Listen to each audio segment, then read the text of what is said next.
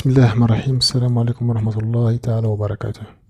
اليوم نهضروا على واحد الموضوع اللي هو مهم كيتعلق بواحد المنطقة حدودية بين المغرب والجزائر سميتها منطقة واد زلمو. إذا كما كنشوفوا في الخريطة تاع جوجل كتبان أن الطريق الوطني رقم أو عفوا الجهوي رقم 10 تاع المغرب كتمر من التراب الجزائري كما كنشوفوا في الخريطة تاع جوجل.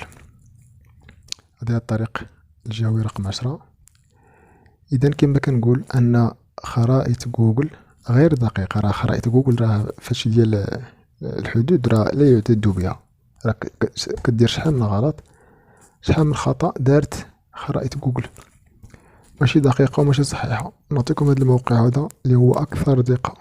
هذا هو الموقع كما كنشوفوا في الموقع أن هذيك الطريق اللي قبيله دازت من الطريق من الحدود الجزائرية دابا راه دازت من الحدود المغربية، دايزة من الأراضي المغربية عفوا كما كنشوفوا في الخريطة ها هي بالأصفر.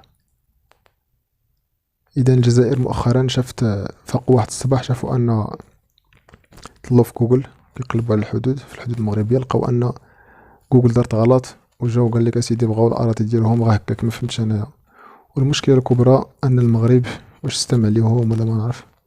كما كنشوفوا في الخريطة راه بدا كيبني طريق محاذية لديك البلاصة لديك منطقة واد زلمو. كما كتشوفوا هي الطريق محاذية، ما بقاش الطريق كتمر من ديك البلاصة ديال واد زلمو.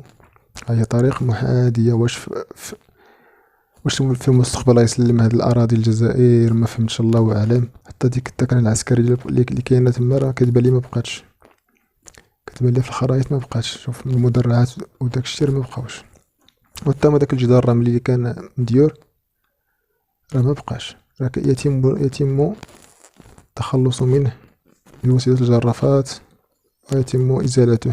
ها هو هذه هي الجرافة. الأشغال لا زالت مستمرة.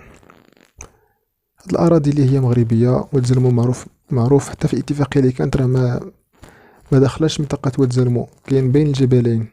منطقة واد زلمو راه مغربية.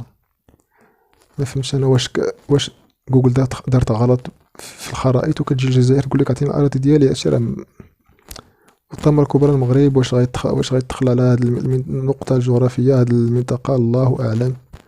أنا هادشي ديال الطريق الجانبية والتخلص من الجدار كيبين وقيل المغرب غاتيها الجزائر، والله أعلم. نبقى ما نقول الإخوان الشي اللي كاين عنده شي فكرة يقولها.